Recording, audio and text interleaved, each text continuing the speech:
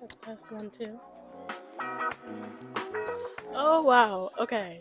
Hi, my name's Blue. I am doing my first ever, reading, book related vlog. Welcome. I am at McKay's, which is a used book store in the South. They have books, CDs, it's huge. I'll show you when we get in there. What are we looking for? We are looking for a few books that I'm not so sure if I'll like. So different authors, different genres. I'm looking for maybe a thriller, like a Riley Sager, if there's anything like that. Maybe a new sci-fi.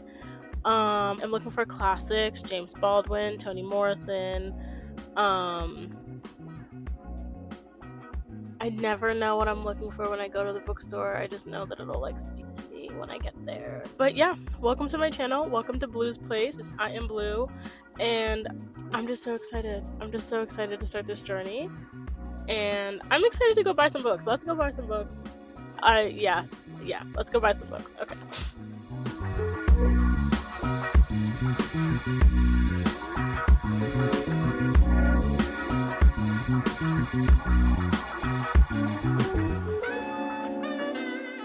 Hi guys, I am now back home. I tried to film my haul from McKay's in the car, and my phone literally overheated and shut off. So now we're doing it here in the comfort of a seat. And let me show you guys what I got. At McKay's, I got 6 books, which is a pretty decent amount, but the most expensive book was literally $10, so I feel like it could have been worse. But yeah, let's just go through them. The first book that I picked up is The Memory Police by Yoko Ogawa.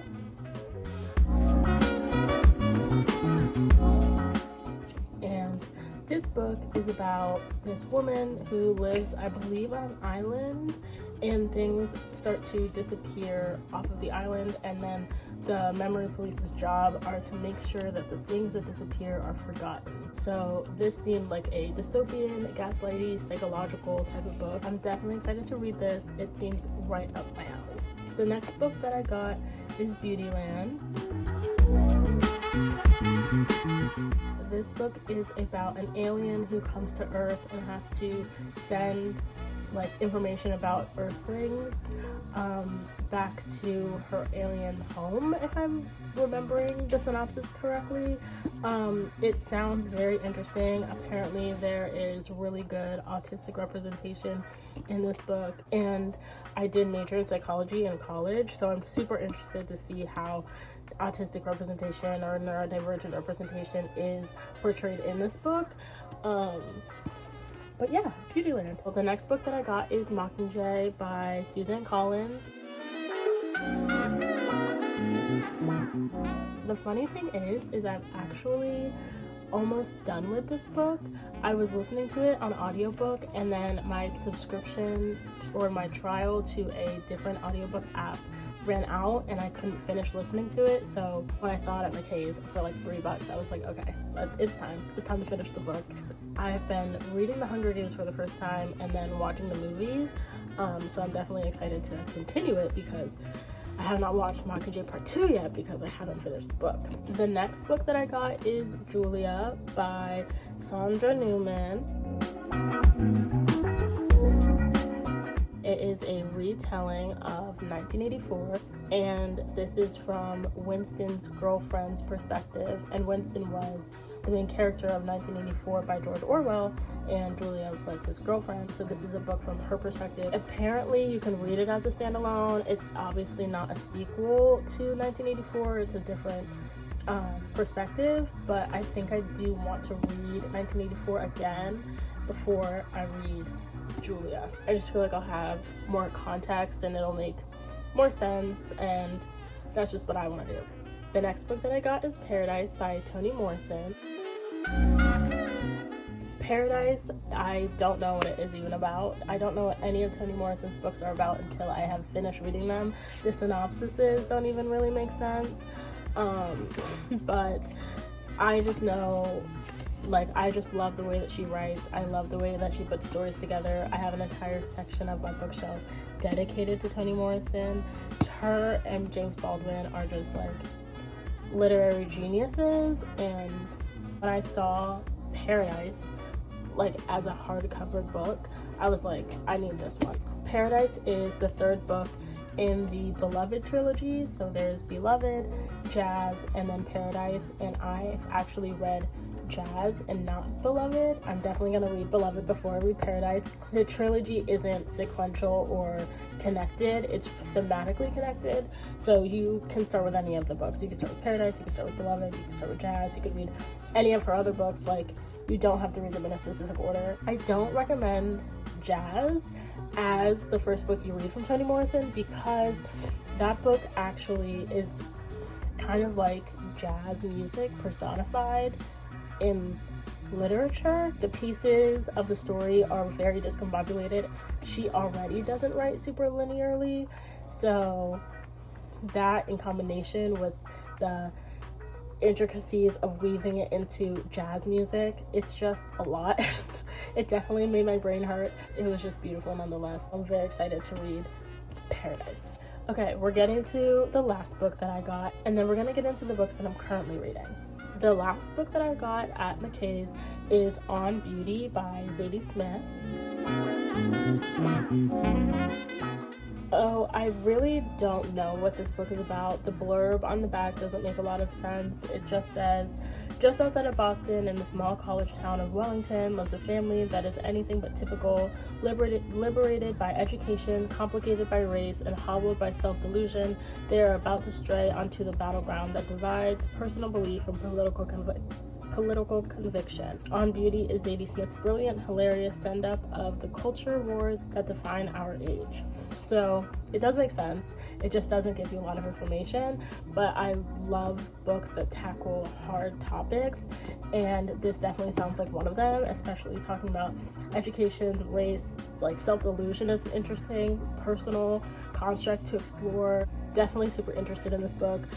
Can't tell you a lot about what it's about, but definitely seems intriguing, and Zadie Smith is a Black author, and I love to read works by Black authors, so definitely excited to get into it. I also am excited that I don't know anything about it. I really enjoy going into books blind, and like this book and this book, I feel like I'm just gonna go in blind. Like I literally will never know what is going on in these pages until I read the book, like until I read the pages. So this is the last book that I got at McKay's, and definitely one of the ones that I'm more excited to read. Okay, now onto the books that I'm currently reading. The first book that I'm reading is Vladimir.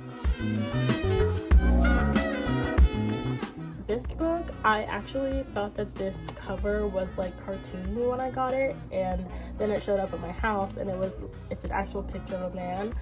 Don't know if I would have bought the book if I knew that, but here we are. Vladimir is about this woman who is in her 50s, who is married to a man in his 60s, I believe, and they have an arrangement where their marriage is open and they just come back together as companions. Because they have this arrangement, they don't feel the need to talk to each other about who they're seeing outside of their marriage. Then it comes out that the husband has been sleeping with his university students. They're both college professors, and the husband has been sleeping with his university students, and it comes out and it's a big scandal.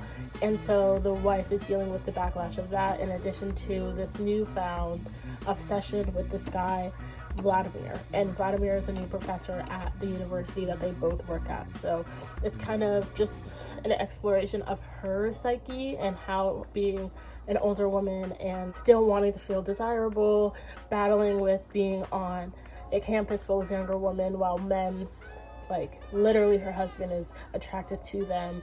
How does one still feel attractive in their older age when surrounded by youth?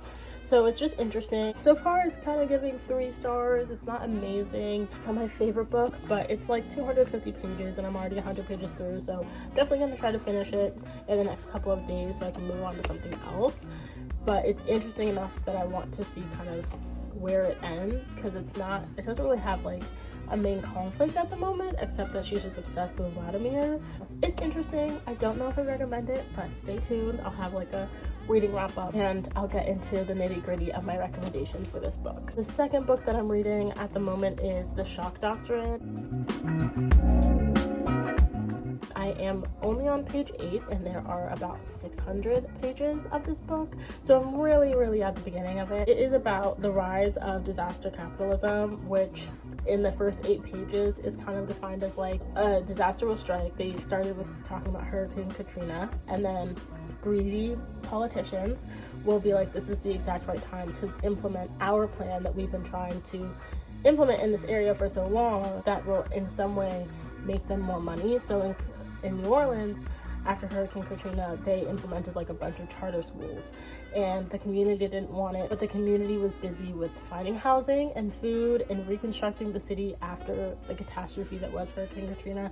And that's just how the book opened, and I was already infuriated, and I was like, I really need to take my time with this. And I have tabs at the ready, I have a pen at the ready. I just know that this book is gonna grab my attention and I need to be super locked in to read this. I'm excited to see what is within these pages. So far I recommend, but then again I'm on page 8.